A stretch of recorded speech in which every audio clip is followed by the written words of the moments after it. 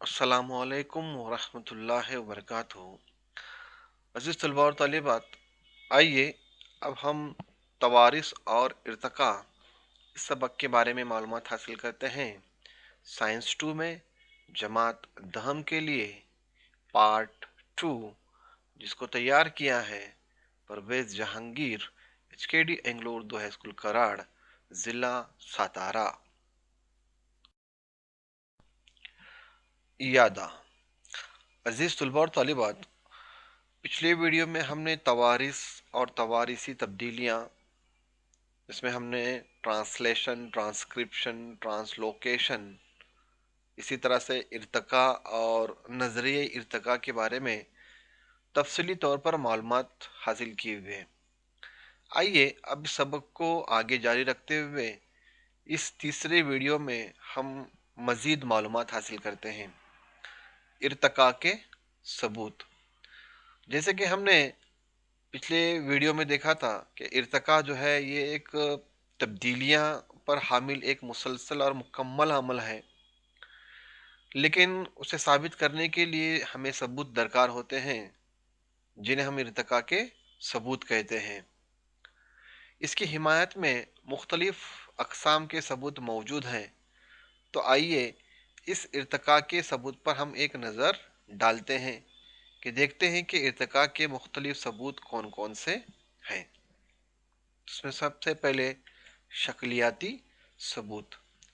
शक्लियाती सबूत आमतौर पर हम उसे कहते हैं कि नज़र आने वाली जो बैरूनी मुशाबा खुसूसियत होती है, देखने के बाद जब हम पहचानते हैं कि ये फला फला चीज़ है और इसकी ये खुसूसियत है, इसको हम कहते हैं नज़र आने वाली बैरूनी मुशाबा खुसूसियत को हम शक्लियाती सबूत कहते हैं।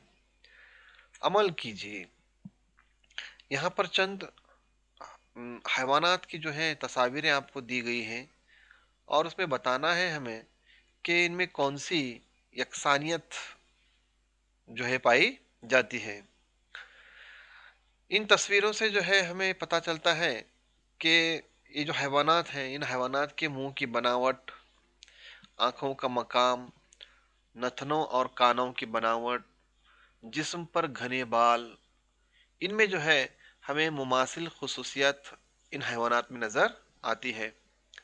इसी तरह अगर नबातात की अशकाल में जो है अगर हम देखेंगे तो नबातात में पत्तों के शक्लें, मुख्तलिफ़ किस्म की पत्ते, मुख्तलिफ़ किस्म की शक्ल इस रूह ज़मीन पर मौजूद हैं। उनकी निज़ाम रगीत, इसी तरह से पत्तों की तरतीब और पत्तों के डंठल वगैरह में यकसानियत नज़र आती है। इन ममासिल खुसूसियत से इस बात का इल्म होता है कि इन अनवा का एक ही मौरिस यानी उनके वालिदैन से जो है इनका जो है इर्तिका हुआ है। तो ये है शक्लियाती सबूत।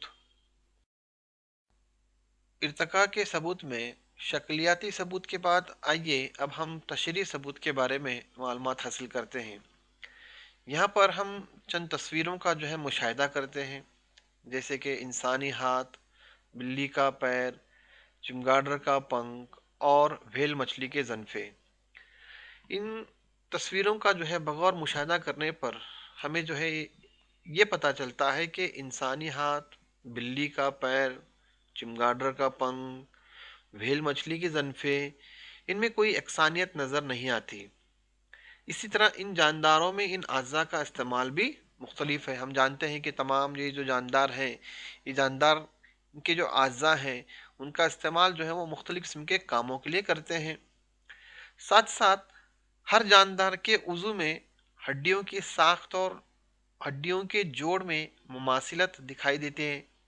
इससे ये जाहिर होता है कि इन हैवानात का इर्तिका एक मुश्तरक मौरिस से हुआ है। बताइए तो भला जानदारों के जिस्म में मुख्तलिफ अज़ा कौन से हैं? हम जानते हैं कि आला तरक्की याफ्ता जानदारों में मुख्तलिफ जिस्मानी अज़ा और उज़वी निज़ाम होते हैं जो मखसूस किस्म के जो है अफ़ाल अंजाम देते हैं।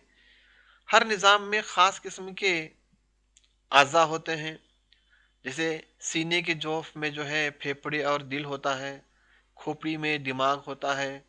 इसी तरह से मैदा, जिगर, आंतें और गुर्दे, ये तमाम जो है ये अज़ा मौजूद होते हैं। इसके अलावा और बहुत सारे जो है हमारे जिस्म के अंदर अज़ा मौजूद हैं।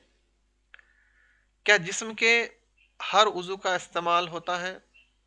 जानदारों में जितने भी अज़ा मौजूद हैं ये हमारे लिए सब अहम है, और हर उज़ू जो है मखसूस किस्म का फ़ेल अंजाम देता है।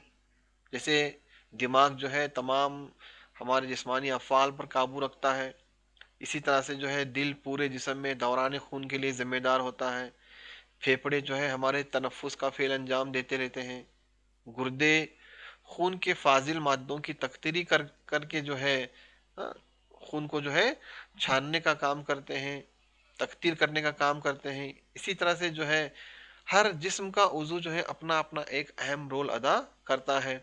सिर्फ चंद अज़ा जैसे अपेंडिक्स वगैरह जो होते हैं ये उज़ू के, ये हमारे लिए जो है कोई भी फेल अंजाम नहीं देते हैं। आसारी अज़ा। जानदारों में चंद नामुकम्मल नमो याफ्ता अज़ा मौजूद होते हैं जो किसी किस्म का फेल अंजाम नहीं देते। उन्हें हम आसारी या नीम इर्तिकाई उज़ू कहते हैं। यानी जानदारों में चंद ऐसे मखसूस अज़ा होते हैं जो उनके लिए फ़ायदेमंद नहीं होते। हाँ, वो दूसरे जानदारों के लिए फ़ायदेमंद साबित हो सकते हैं। मसलन अगर हम इंसानी जिस्म में मौजूद अपेंडिक्स की अगर हम बात करते हैं तो ये चरने और जुगाली करने वाले जानवरों के लिए एक कारआमद उज़ू है, लेकिन इंसानों के लिए ये गैर कारआमद है और नीम इर्तिकाई उज़ू है। इसी तरह इंसानी जिस्म में मौजूद कान के गैर इस्तेमाल उज़लात बंदरों में कान के हिलाने के लिए इस्तेमाल होते हैं। इसी तरह से जो है अकल दाढ़ और दम गुजा हड्डी यानी रीढ़ की हड्डी का आखिरी मोहरा, इसी तरह से जिस्म पर उगने वाले बाल वगैरह का शुमार इंसानी जिस्म के आसारी अज़ा में किया जाता है। मुशाहिदा करके गुफ्तगू कीजिए। यहाँ पर हम चंद शक्लों का मुशाहिदा करते हैं। इन शक्लों का मुशाहिदा करने के बाद हम ये कह सकते हैं कि दी गई शक्लों में हैवानात के चंद रक्काज़ात हमें नज़र आ रहे हैं।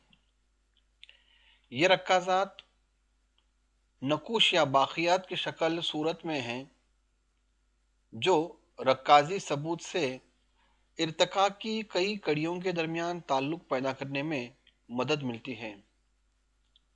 हम जानते हैं कि कुदरती आफात के दौरान कसीर तादाद में जानदार ज़मीन की गहराई में दफन हैं। इन जानदारों के जिस्म के बाक़ियात और नखूश ज़मीन के अंदर महफूज हो जाते हैं। उन्हें हम आमतौर पर रक्काज़ात कहते हैं।